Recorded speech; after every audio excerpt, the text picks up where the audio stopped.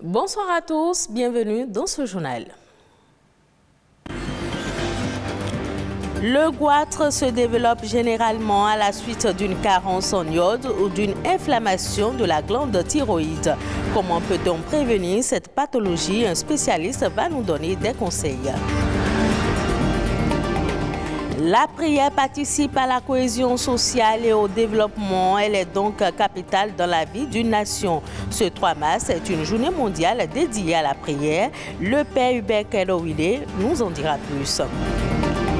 Le marché international du cinéma africain se tient à chaque édition du FESPACO. C'est un rendez-vous cinématographique qui regroupe plusieurs pays et acteurs du cinéma.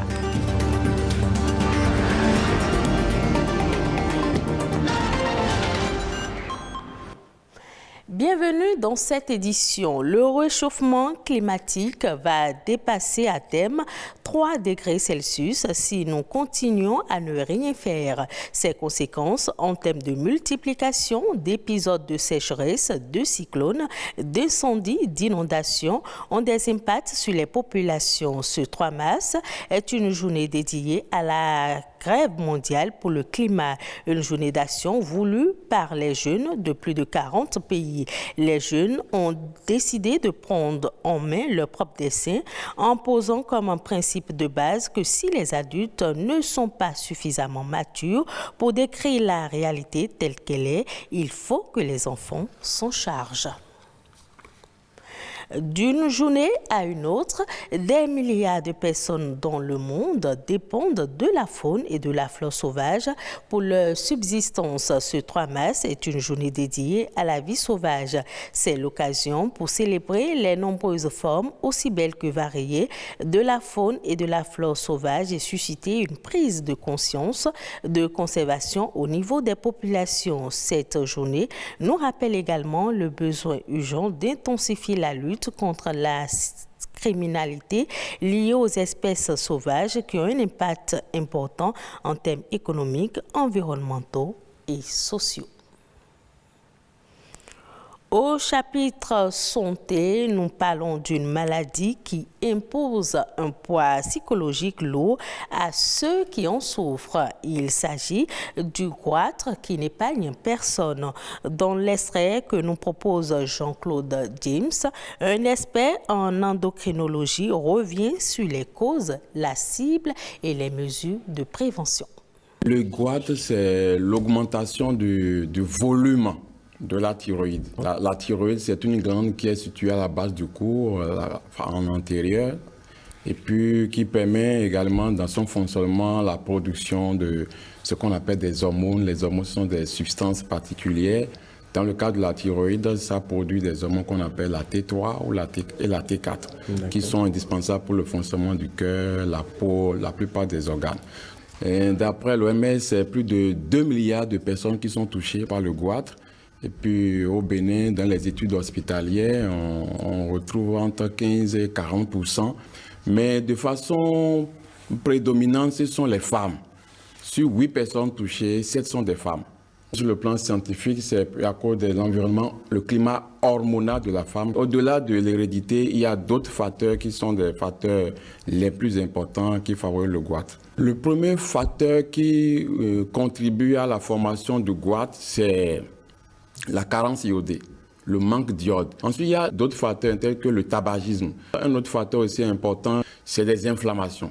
Les inflammations, c'est des situations, ça peut être une agression par soit un virus ou bien une bactérie, ou bien par les systèmes de défense de l'organisme du sujet. Il y a l'alimentation. Il y a certains facteurs dans l'alimentation, mais ça a été évoqué, mais ce n'est pas des trucs qui sont établis. Il y a la consommation de certains aliments, tels que les choux. Il y a certaines variétés de choux, lorsqu'on les consomme excessivement. Il y a certaines variétés de manioc, ou bien plutôt la façon dont le manioc est consommé peut être à l'origine de goitre. Ça a été remarqué dans certaines régions, les gens consomment excessivement du manioc dans leur alimentation, où ces choux-là, ça peut donner de goitre. Mais ce n'est pas des choses qui sont au premier plan, qui sont établies, sur lesquelles il faut vraiment agir. Donc pour avoir de l'iode, il y a des aliments, hein, les poissons, les produits qui viennent de la mer, oui, il y a ces aliments-là. Mais en particulier, ce qui est fait au niveau mondial aujourd'hui et que le gouvernement fait nos États font depuis des années, c'est l'iodation du sel. On met de l'iode dans le sel de cuisine que nous utilisons. Depuis que cette politique au niveau mondial et national, ça a été implémenté, les goitres endémiques, au moins, là, on voit tout un village, beaucoup de personnes de goitres, tout ça, ça devient moins fréquent. On s'intéresse maintenant au foie à travers la journée jaune célébrée ce 3 mars. Elle est encore appelée Big Yellow Friday et est consacrée aux maladies du foie des enfants. Objectif, sensibiliser le grand public aux enjeux de toutes les maladies hépatiques. Le choix du jaune est fait à dessein. Quand le foie va, tout va. Et les affections du foie se traduisent souvent par une coloration jaune de l'épidème. La maladie du foie la plus courante chez les enfants est l'atrésie des voies biliaires. Cette maladie grave est toujours d'origine inconnue. La prière est essentielle pour tout être humain. Tout homme, quelle que soit sa religion, ressent toujours la nécessité de prier quelqu'un qui soit au-dessus de lui et qui le transcende. Ce 3 mars est une journée dédiée à la prière. Ainsi, la prière contribue à la cohésion sociale et au développement. Dans cet extrait qui va suivre, le père Hubert Kadowile nous explique l'importance de la prière. Lorsqu'on prie pour le peuple, on prie pour que la totalité des enfants d'un pays, d'une nation, puissent être sous la protection divine. Et en même temps, que le Seigneur leur donne la force de demeurer fidèles et d'être à l'écoute de Dieu pour faire toujours la volonté de Dieu. C'est Dieu seul qui peut nous aider à atteindre ces objectifs. C'est pour cela qu'il faut constamment prier chacun, et en même temps prier pour l'ensemble du peuple constamment, pour que ce peuple, totalité, appartienne à Dieu, pour que Dieu soit tout en tous. La prière est une source de développement d'une nation pour la simple raison que vous ne pouvez pas prier pour mentir. Au fond, lorsque je prie pour toutes choses. Je prie avant de dormir, je prie avant de me réveiller, je prie avant de dire à quelqu'un je t'aime, je prie avant de manger, je prie avant de travailler. Si tout le temps je prie et donc je suis en communion avec le Seigneur, je vais éviter tous les péchés. Donc la prière, en quelque sorte, non seulement Dieu nous assiste et nous accompagne dans ce que nous faisons et dans ce que nous sommes, mais en même temps, la prière collective de l'ensemble du peuple et pour le peuple crée une véritable synergie de force pour que ensemble on puisse bâtir la nation. Ça nous donne l'amour de la nation. On prend à présent la direction du Burkina Faso et on fait un tour au marché international du cinéma africain. Il se tient à chaque édition du Festival panafricain du cinéma de Ouagadougou. C'est une tribune d'exposition du potentiel cinématographique des pays qui prennent part au FESPACO. Les précisions avec Ulysse Elliott Jody. Sous un chapiteau de 300 mètres carrés, une centaine de stands abritant divers acteurs du monde du cinéma sont installés. C'est le marché international du cinéma et de l'audiovisuel, l'une des plus grosses attractions du FESPACO. Le MICA s'est ouvert juste au lendemain du lancement officiel du Festival panafricain du cinéma et de l'audiovisuel de Ouagadougou. Ici, les grandes maisons de production de films et de vente de matériel audiovisuel rivalisent d'ardeur pour séduire et accrocher le maximum de visiteurs. La prise d'un stand au MICA est une volonté du ministère de la Culture et de la Francophonie afin que cet espace soit réservé à tous les professionnels ivoiriens qui sont de passage à Ouaga, de rencontrer leurs homologues pour discuter des projets, des films. Et donc c'est un point de ralliement, un point de rendez-vous, un point de rencontre.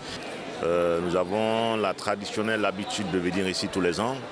Mais cette année, on est venu en équipe renforcée parce que nous sommes en train de travailler sur une dynamique nouvelle en Guinée pour replacer le cinéma guinéen, comme à ses débuts, au centre des préoccupations des populations africaines.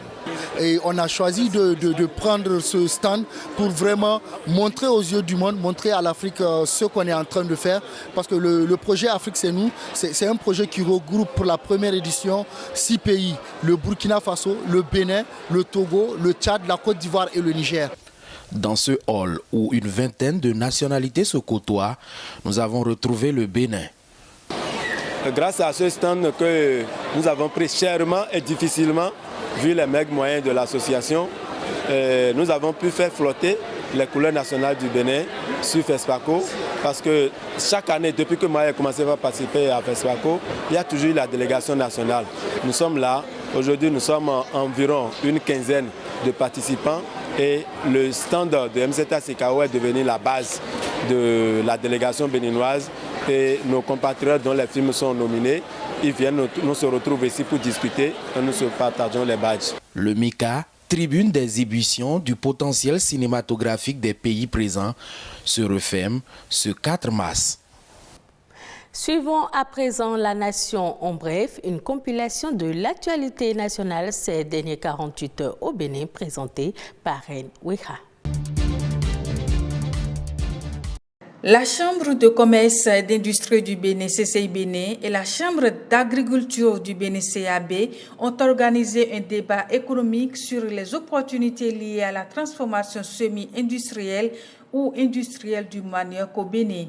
Objectif: informer les acteurs sur les stratégies de promotion mises en œuvre par les pouvoirs publics, mettre à la disposition les informations sur les modalités d'accompagnement des partenaires techniques et financiers du secteur agricole intervenant dans la filière manioc et susciter des projets d'investissement dans la filière.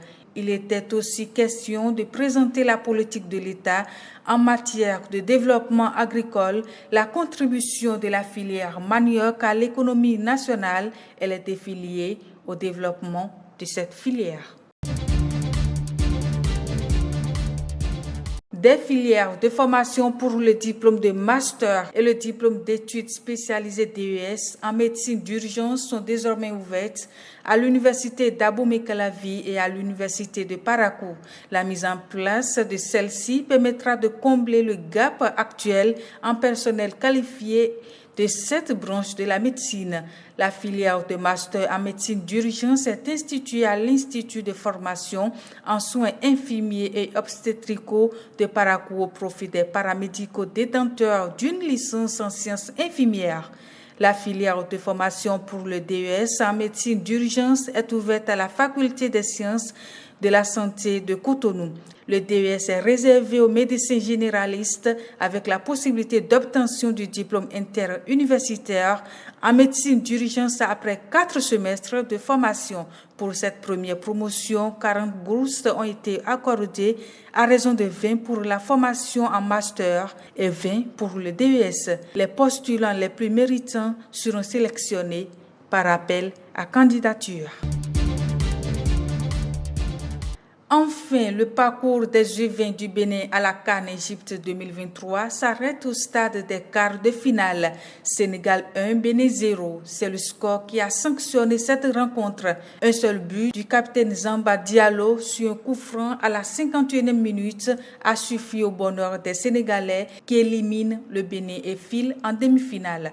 Cette qualification offre directement au Sénégal un billet pour la Coupe du Monde 2023 prévue en mai-juin 2023 en Indonésie.